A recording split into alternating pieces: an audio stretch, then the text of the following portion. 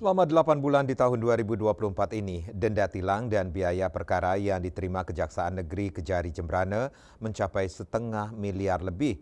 Jumlah nilai pendapatan negara bukan pajak (PNPB) ini diterima dari pelanggaran lalu lintas atau tilang, baik di kepolisian, dinas perhubungan maupun dari Kementerian Perhubungan. Dari jumlah itu, didominasi penindakan tilang di UPKEP Cekik, Gilimanuk yang menyasar kendaraan barang. Kepala Seksi Pidana Umum Kejari Jembrana, Delvi Trimariono, belum lama ini mengatakan jumlah PNPB itu bisa bertambah lagi, mengingat data tersebut baru Januari-Agustus, dengan rata-rata per bulan di atas 35 juta. Dari data per bulan, PNPB tertinggi dalam sebulan diterima pada bulan Juni lalu, mencapai 169.285.000 dan bulan Mei 80.795.000. Terkecil pada bulan Maret dan Januari, masing-masing sebesar 35.059.000 dan 38.082.000.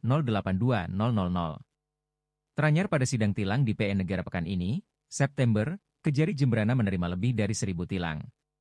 Dengan rata denda 200.000 per unit kendaraan barang. Total PNPB dari denda tilang selama Januari-Agustus mencapai 528.350.000 dengan biaya perkara Rp 3.535.000. Sebagai jalur lintas darat utama Pulau Bali dan Jawa, kendaraan tiap harinya cukup banyak melintas lewat Gilimanuk. Termasuk kendaraan barang yang masuk Bali.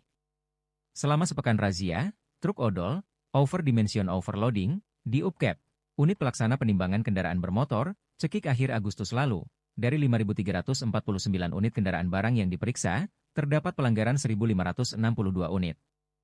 Dengan pelanggaran didominasi overloading, daya angkut, berjumlah 1.071 kendaraan. Surya Dharma Bali Post melaporkan.